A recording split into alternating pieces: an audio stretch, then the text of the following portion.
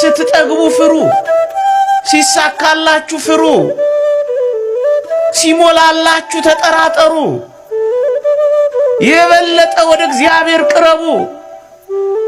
አብርሃም እንደዚህ ነው ያደረገው። ሲባረክ ምን እንዳደረገ ታውቃላችሁ?